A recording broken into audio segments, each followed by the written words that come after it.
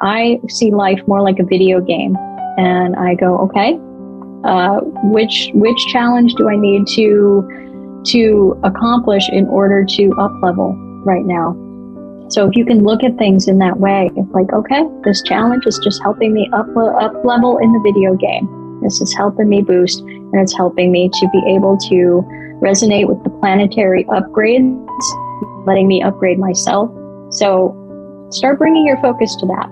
If you have struggles, pay attention to what you can heal in yourself about that to make you much more comfortable overall in life, and to be able to see all of this as more of a blessing.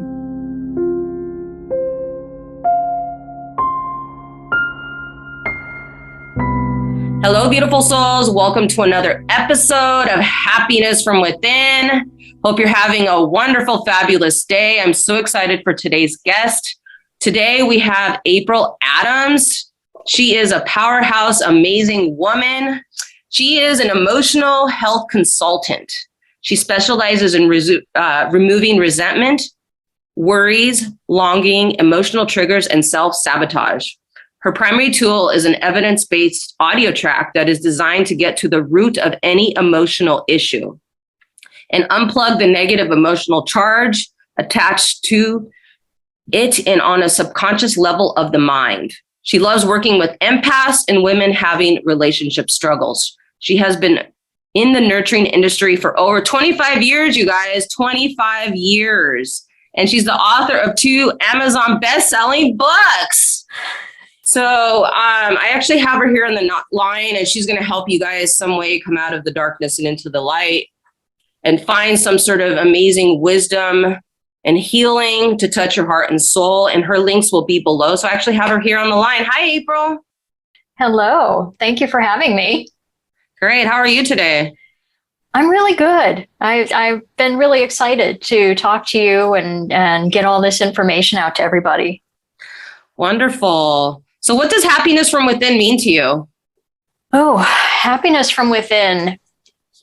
It's really, to me, about being able to flow with difficulties that happen in life and not being so reactive to them, not letting them take you down for any length of time, really. I mean, of course, we can react to things in the moment, but to be able to move through life in general and ride it like a roller coaster, like a wave, and see the beauty in things is huge to me. And that's really what the work that I do is all about, is helping people to get to that place where they can flow with life and have it not be this extreme feeling all the time of intensity and overwhelm.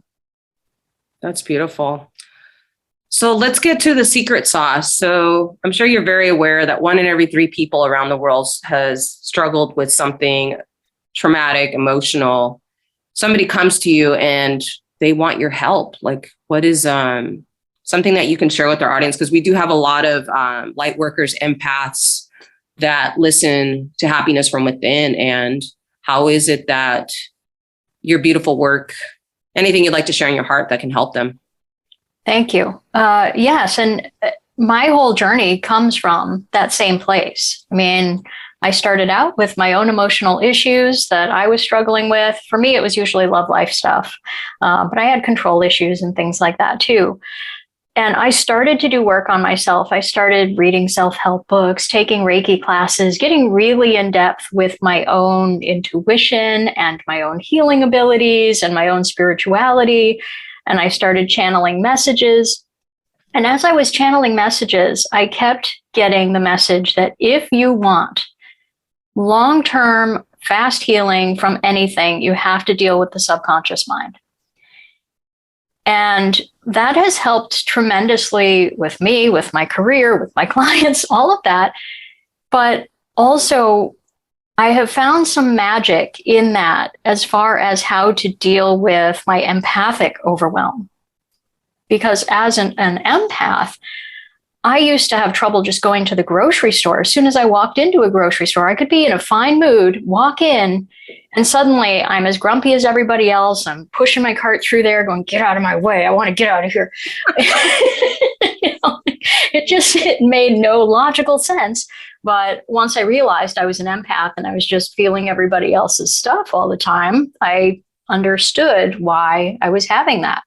And also had the realization of why I had always felt comfortable around certain people and uncomfortable around other people, and looking at their patterns of their anxiousness and their anger and things like that, or people who were intrinsically peaceful.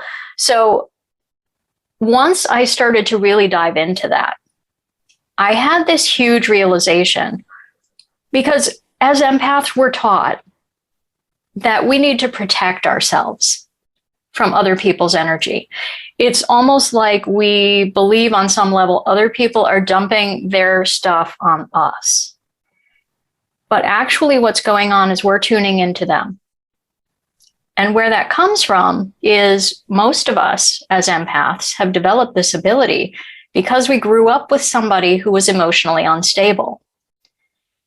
And when you grow up with a parent, a caregiver, a sibling who's emotionally unstable, we have to figure out a way to protect ourselves. And we unconsciously start to tune into that person. We reach our energy out to them and see, how are they feeling?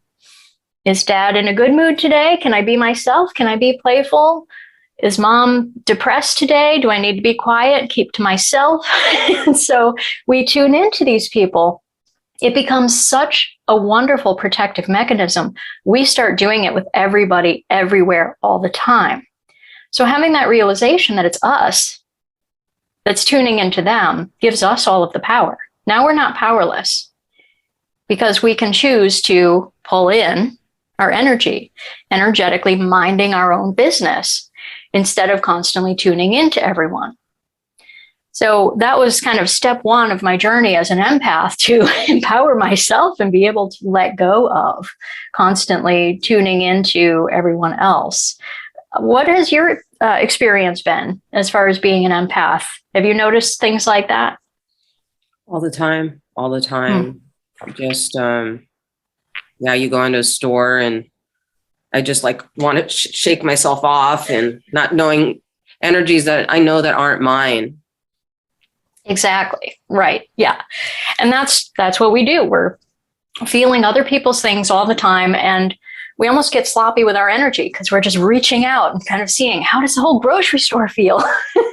And we don't need to be doing that.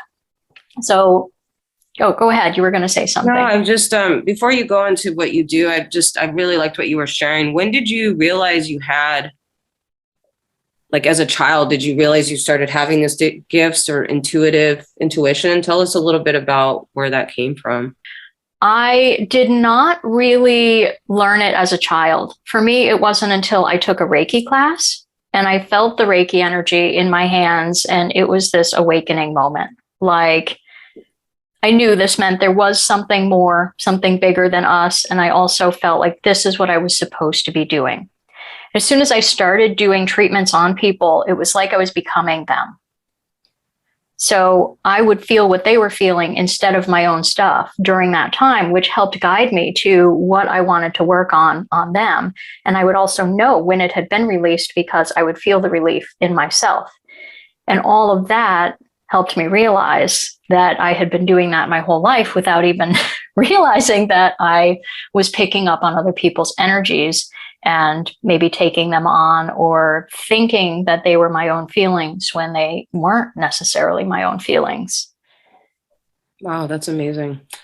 I had a question from someone that knew that I was going to be interviewing you today. That's a really good question. I'd love to ask it. I really feel it's going to bring value to everyone. So when we're going throughout our life, and let's just use trauma as an example, right? So do you think that at a subconscious level, sometimes, like, even though we might have healed from a lot of that trauma, that as adults, we sometimes can bring trauma upon ourselves because we're used to that story? Yes. And it happens all the time. And, we can often think that we've healed something. We usually believe that we have let something go because we've moved on from it, because we're not ruminating about it, because we don't feel like a victim when we look back on that moment. But the truth is that we are reactive to things in our day-to-day lives that don't necessarily make logical sense to the situation at hand. We react to it like it's this huge, scary thing, when actually it's not a huge threat at all, but it's because our subconscious is constantly scanning for what in our present reality or as a future possibility resembles negative things from our past. So anything that reminds us of a negative thing we've experienced before that the subconscious hasn't been yet convinced that we're safe in the face of, we're going to react to it. And it's going to feel helpless. We're going to feel like we're being massively traumatized and attacked and it's the end of the world, even if we logically understand that the thing is actually not a threat and it's not a huge deal. That's why we often helplessly react to things that don't kind of make sense to us. Would you mind sharing what is even a small step that someone could take today to start releasing that pattern? Sure. And to me, it's really all about dealing with the subconscious mind. And there's a lot of different ways you can go about that. Hypnosis, EMDR, usually you have to go to a therapist to do EMDR treatment. NLP, there's a lot of different practices you can use. And one of my simple ones is doing EFT, which you can look up any problem with the word tapping or EFT on YouTube, and you'll find a video to walk you through an EFT practice you can do. However, my issue with EFT and hypnosis and EMDR and NLP is that they are all singular treatments. They are a singular method or modality by itself. And often you have to do it many, many times before the thing goes away for good. You may, work on something that's deep in your subconscious. You do a round of EFT on it. You feel a little bit better. But then the next time you get triggered by it, it's a little closer to the conscious level. And so now you might even react stronger next time you encounter it. So you have to do another round, and then you feel better for a while. And then you may react a little stronger the next time. You do another round. And eventually it's going to work its way out. So you have to keep at it, essentially. The tools that I primarily focus on, and you'll share a link to this so people can check these out for themselves. I use tools by Orpheus, and their company is Orpheus Mind Technologies. But what they do, they have these audio tracks that basically combine every brain retraining method and modality that has been proven effective on its own, with also some new innovations and things. The guy who created it used to be a computer programmer, and he recognized the similarities between how our brains process language patterns and information to how a computer does. So it's like he's figured out how to rewire the human computer. So essentially, they've taken everything that works, putting it in one place, and it's this 12-minute audio track that you play while you have a fit about whatever's bothering you or whatever negative things you've been through in the past, and you just eliminate triggers one by one. You can worry about something in the future. You can have an angry fit about something. You can replay something negative that's happened to you. And essentially, it removes the emotional and chemical reactivity to that particular issue. So that's my favorite tool. Interesting. Is that an 8-week program, a 12-week program for someone that's listening that may be interested? Oh, yeah. So actually, it's a tool. It's kind of like the Netflix of emotional healing. So basically, you just subscribe to the tools for as long as you want to use them for. And if you follow my links to it, I have a discount code as well. So I think it's a British company, and it's £24 a month, which is usually like US dollars, $30-ish most of the time, depending on the exchange rate. But with my discount code, you get like 80% off of that for the first month. So you can check it out for, $7 or something like that. So it's a much better deal to be able to try it out that way. And I have a tutorial on the best ways to get results using those tools too. So you can always check that out and see how you do with it on your own. But then if you want guidance, because a lot of people go to do these things on their own and they're like, okay, that was great. I used it on this one issue, but I've got all these other issues and I don't know where to start. I don't know how to clear this kind of issue with it. I don't know how to deal with my negative beliefs. So essentially, if they want to, they could apply to work with me as well. And then I've got different length programs. I have a 6-session program, 9-session, and 12-session program for people, depending on the level of intensity and the scope of what they want to cover.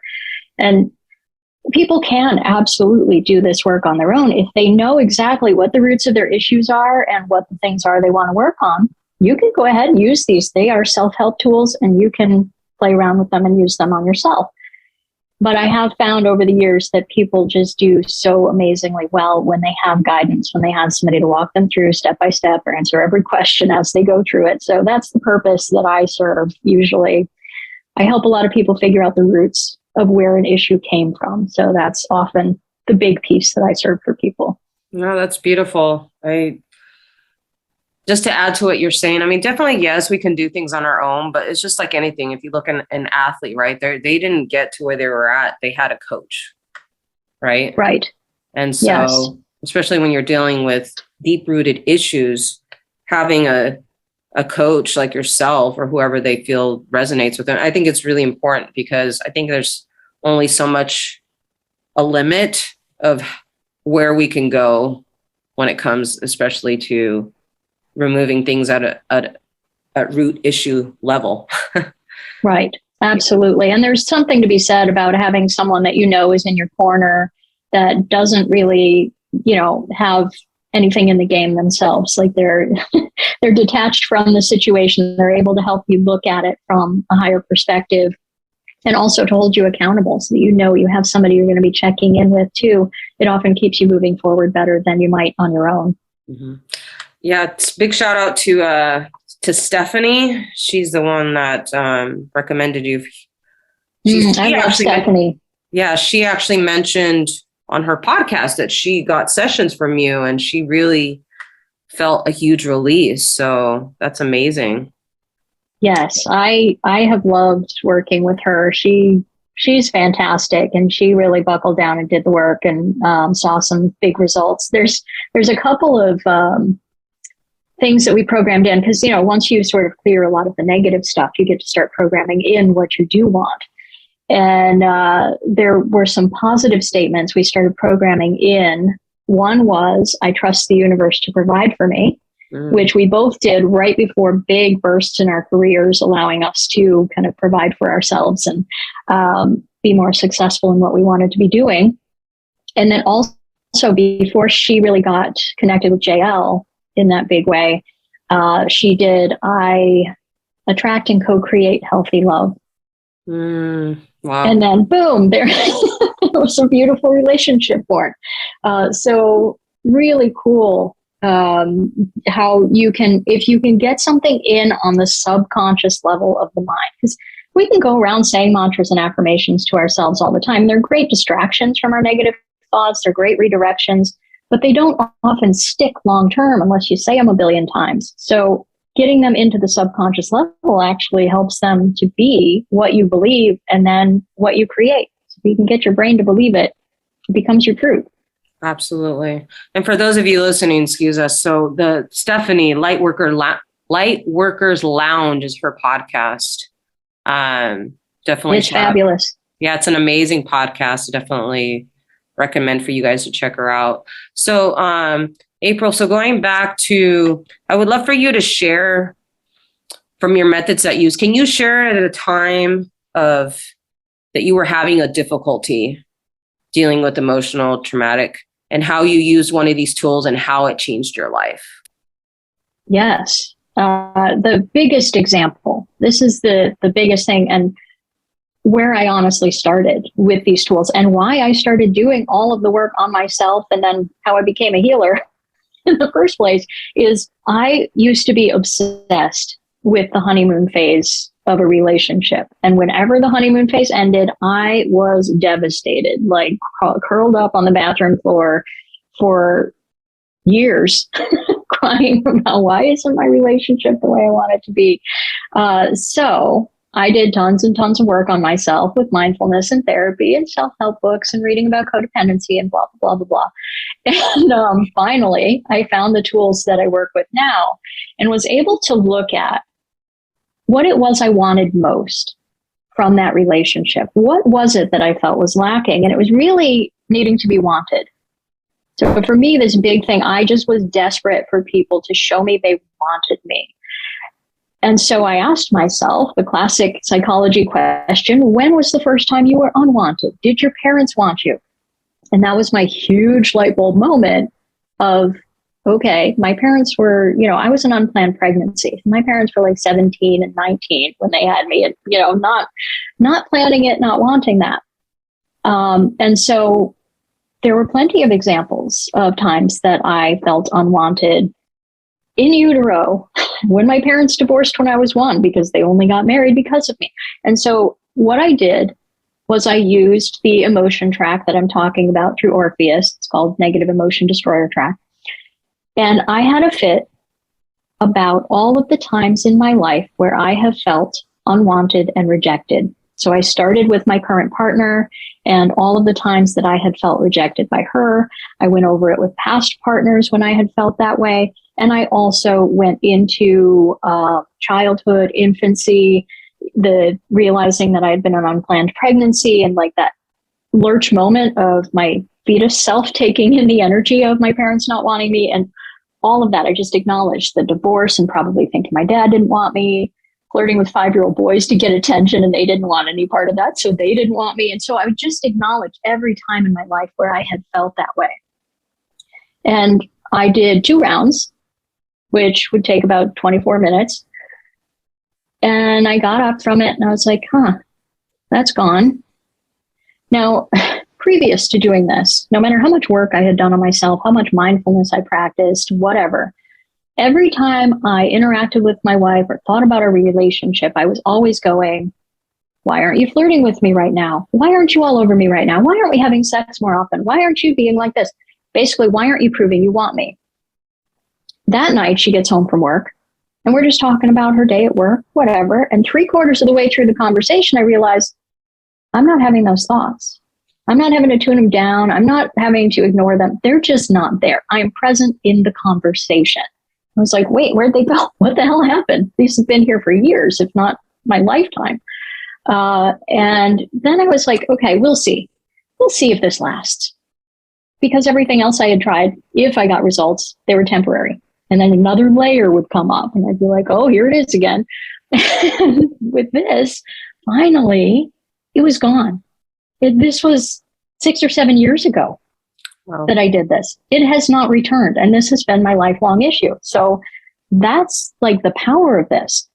But the beauty is you can use it on like stupid little piddly things, because usually something that makes you angry on social media that someone says is just as meaningful to clear, because it probably reminds you of something somebody said to you as a kid, or, a theme of the way people have been treating you throughout your life, all kinds of things. So if you can look at what it is that's bothering you now and your history with that kind of thing bothering you, and just heal that on the subconscious level, you're non-reactive to it anymore. And you can just move on in peace.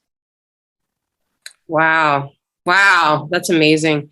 I really love what you shared, because you're this second person. I mean, there's been different people, but I've interviewed a lot of really incredible people on this platform. And I recently interviewed another woman. Her name's Deidre, and she has a different method. But it was interesting what both of you shared, and what I'm hearing you say is that, because the thing with trauma and things that we go through, right? We think that we have to be in therapy for like 10 years, right? All the respect to therapists. Okay. This podcast does not replace therapists. Okay. But we think that, here's what I want to say. This is what's flowing through me, that things always have to continue to be hard. Yeah. Yep. That's exactly how it always felt to me until I started working with these tools, because it just felt like pulling teeth. I remember having to be mindful, talking myself down, redirecting my thoughts every time that I was obsessive about something. But the obsessiveness didn't go away. And that's the main line of like anything mainstream. They're always just like, oh, time heals that, or you just have to stay mindful, or you just have to change your thoughts to positive. And we're taught over and over and over again, there's no way out. There's no way out. You just have to, change how you think. But it's not as easy as that. That is constantly babysitting your brain, when you could just go in there and say, hey, subconscious, you're safe. And then your subconscious can just be like, oh, I guess we're safe. We don't need to freak out and obsess and keep replaying that and going over it again and again and again. And so you don't have to suffer forever. It doesn't have to be hard for a long time. And like you said, I mean, I get people all the time who do 1 or 2 rounds and something that has been bothering them for years is suddenly gone. Wow. And their jaw is on the floor. They're just like, I didn't think this was possible, and they'll think, oh, it's going to come back. It'll be back. And then they come back the next month. They're like, nope, it's not back yet. And so it's really incredible. Once you access the subconscious, get the subconscious mind to stop obsessing about the thing, you can just move on from things. And I feel like that's the thing I want to share with the world. It's like, there is hope. There's a way out. That's amazing. Can this also be used to like manifest money, a partner, happiness from within? It's amazing for manifestation. What I find is that usually when we want something, we are blocking it with our beliefs. For instance, if you want fame or success, but you believe that if you achieve fame or success, you're not going to have any time to yourself, or it's going to open you up to lots of criticism in the public eye, then some part of you is going to do everything you can to avoid that, even if it's what you consciously want. If you think there's something bad on the other side of it, you're going to keep doing things to sabotage yourself and get in your own way and keep yourself from having what you think you want. So you have to be completely sure. And in order to do that, you have to convince the subconscious we're safe if that happens. So, dealing with whatever discomfort you have about being criticized, dealing with the belief that you won't have any time to yourself or that it's going to get you more criticism. So clearing those kinds of things on the subconscious level gets those blocks out of the way so that you can just start to resonate with what you want and begin to create it. And then you could also use the positive tools to start programming in exactly what you do want. But a lot of times it's not even necessary, because once you stop resonating with the fears of the thing, those are just gone. And now any blocks in your way are gone, because the blocks are in you. They're not out there in the world. They're all in your head. That's great. Yeah. The last question that I have for you is this. So, as you know, we're in the middle of a pandemic right now, and there's a lot of people suffering all over the world. And I feel that a question that might be coming through is, there's a lot of fear, right? There's people losing hope, right? Not sure in what direction to go in. I just would love for you to share anything on your heart, just a message from the heart of just anything you'd like to share to give hope to people.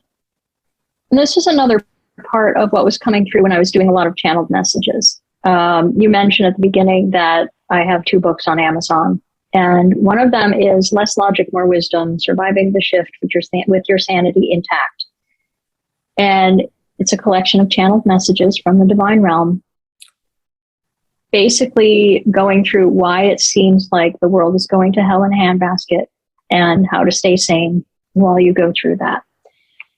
The shift is all about our planet raising in vibration. And as that happens, we as humans kind of start to freak out and things start shifting and changing.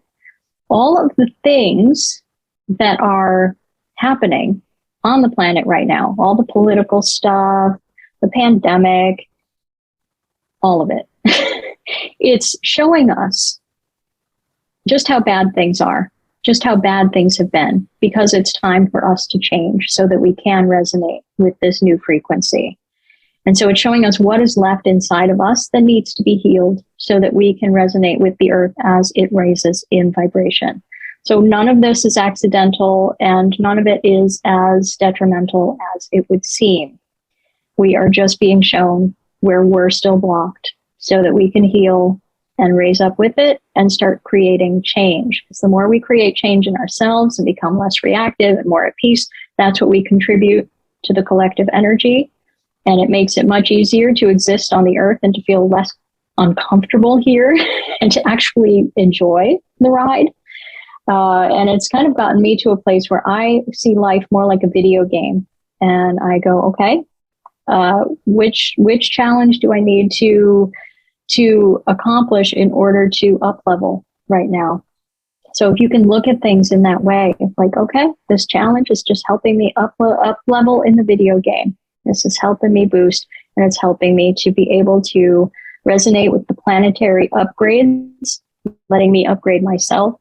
So start bringing your focus to that. If you have struggles, pay attention to what you can heal in yourself about that to make you much more comfortable overall in life and to be able to see all of this as more of a blessing.